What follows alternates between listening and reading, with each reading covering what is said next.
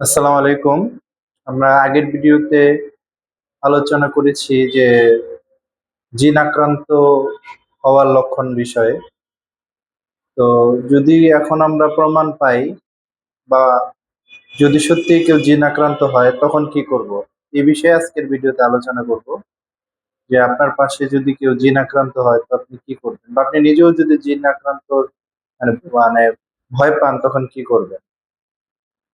প্রথমত যদি দেখেন যে আপনার আশেপাশে কেউ আপনার আত্মীয়-স্বজন কেউ জিন আক্রান্ত হয়েছে, তাকে সত্যি জিন প্রবেশ করেছে, আপনি সিউর হন, তো আপনার প্রথমেই উচিত কোনো ভালো চিকিৎসকের কাছেই নেওয়া। কারণ জিনের সামনে অনেকেই জিন তাড়াইতে যেয়ে দোয়া কালাম করে বা জিনের সাথে কথা বলে তখন নিজের অনেক সময় ক্ষতি হয়। তো চেষ্টা করবেন যে ভালো চিকিৎসকের কাছে সরাসরি নেওয়ার। যদি এমন হয় যে না, রাত অনেক হয়ে গেছে, চিকিৎসক পাবো না বা ভালো চিকিৎসক আমার সন্ধানে এখনো জানি না, হ্যাঁ, বা খুব খারাপ অবস্থা, তখন কি করবেন? সর্বপ্রথম হচ্ছে জিনের কার সাথে কথা বলার চেষ্টা করবেন না। অনেকে আপনারা এই ভুল করেন। জিন আসলে জিনের সাথে কথা বলেন, মানে ওই কোত্থেকে আসছিস এই সেই, এরকম করবেন না। আপনারা প্রথমে বলবেন যে তুমি চলে যাও। না, সে যদি না রাজি হয় তখন আপনারা বেশি বেশি তার কানের কাছে যে আজান দিবেন। আজান দিবেন। আর যদি কোনো আমলদার মানুষ পান তার কাছ থেকে নিয়ে পানি পড়া দিয়ে তার চোখে মুখে ছিটিয়ে দিবেন।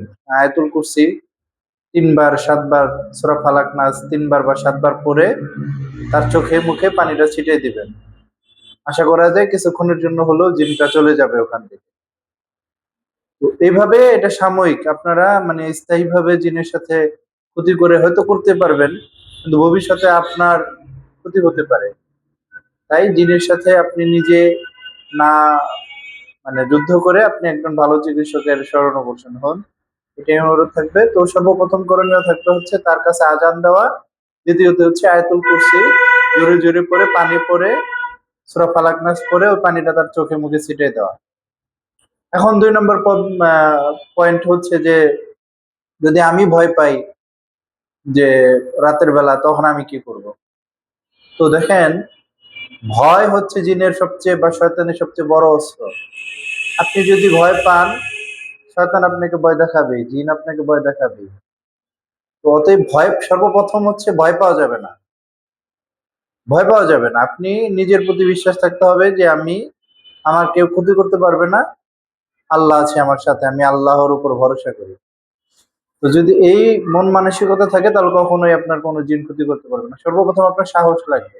যদি সাহস থাকে, আল্লাহর উপর ভরসা থাকে, তাহলে আপনি যেকোনো দোয়া কালাম পড়লেও জিন কিছু করতে পারবে না। আর যদি আপনার মনে ভয় থাকে, আপনি সারা রাত আয়াতুল কুরসিও পড়েন বা কোরআনও পড়ে শেষ করেন, আপনার বেশি একটা কাজ হবে না। অতএব ভয় পাওয়া যাবে না, আর আল্লাহর প্রতি ভরসা থাকতে হবে। ধন্যবাদ। যদি আমাদের ভিডিও ভালো লাগে লাইক কমেন্ট করুন, শেয়ার করুন, ফলো করে সাবস্ক্রাইব করে আমাদের পাশে থাকুন। আর চিকিৎসার জন্য যোগাযোগ করুন। ধন্যবাদ। আসসালামু আলাইকুম।